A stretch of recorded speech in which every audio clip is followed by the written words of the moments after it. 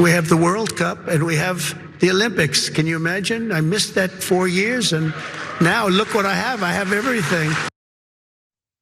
I have everything. Not America has everything. I have everything. And that's what counts. And oh, I love having and going to these big events. Except that when he does, I think that on some level, he might kind of regret it. Because when he goes, like he did to MetLife Stadium in New Jersey over this weekend, he doesn't always get the fondest reception.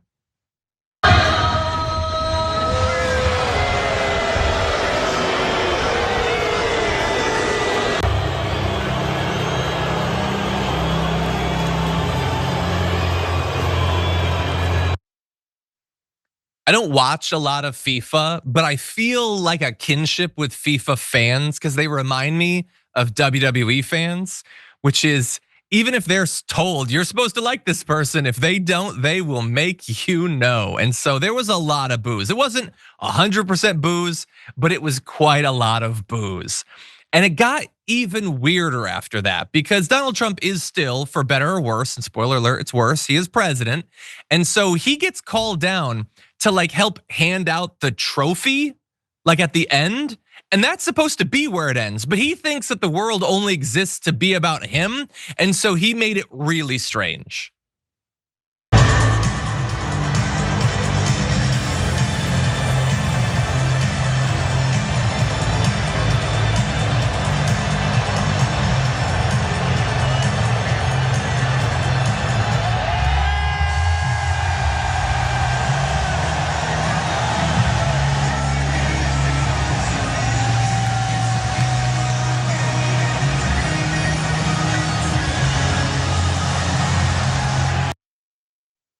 I like that because I feel like it's the exact karmic opposite of when he like busts through that group of world leaders back in his first term, where here he gave it away, he's told to leave, he refuses to, and so the guy comes back in and just pushes him through the crowd. Like Homer in the bush, except it's a person like you're not wanted, he just keeps pushing him. And also JR, I'm just gonna mention, how much did his orange face stand out in that clip? It was like all I could look at compared to the other colors. But what do you think? You're a sports guy. Yeah, you got this loser in a suit standing in the middle of a team celebration as if he did anything. You know, the guy that was holding it originally, he kept looking at him. So, are you gonna move yet? Well, listen, I'm trying to raise the trophy. Can you get out the way, please? Can you move? He asked him 3 times. He leaned over once. You gonna go? What are you still doing? I see the other suit walked out of the way. Go, bro. He won't leave. He doesn't get anything. This is the thing. Nothing's gonna distract him from thinking that he's one of the boys.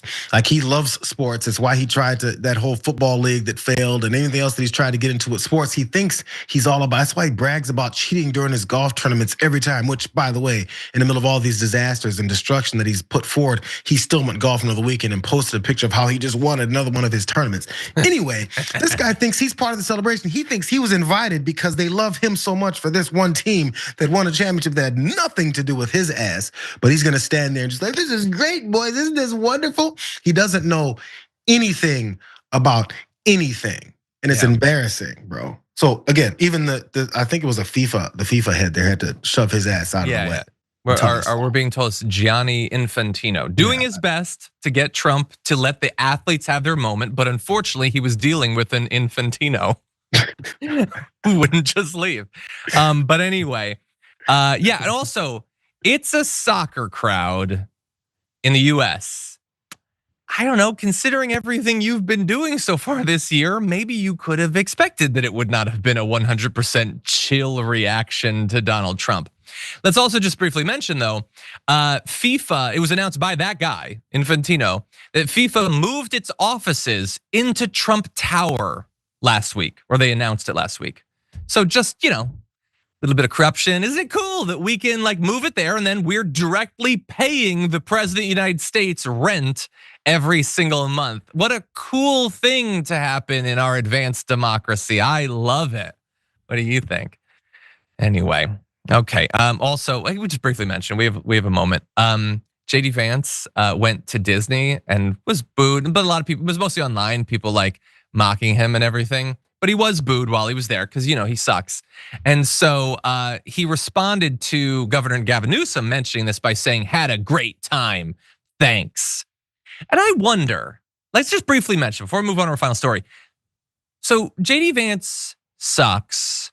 And he knows that his entire career has been a variety of ever-changing lies. And he knows what he said about Trump and the MAGA movement, and now he's had to bow down. But by saying it and doing all this lying, he's become vice president, and he'll be booed pretty much everywhere he goes for the rest of his life. And I have to imagine that on some level, he knows that when his kids get a little bit older, they're gonna like start to understand what the MAGA movement is and his place in it. Do you think that he's still, like he said, I had a great time. Do you think he had a great time being booed everywhere he goes and knowing what he knows about who he is?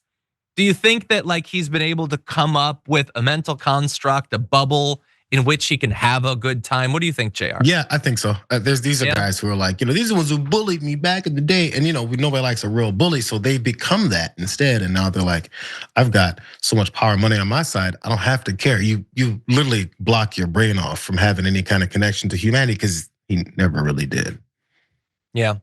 I don't. Brett wants me to remind everyone that me and him, we were in a Walgreens that JD Vance walked into back during the RNC. It was him and his wife and his kids and I don't know, 80 guards or something like that. And yeah, I wasn't impressed. I'll just say that.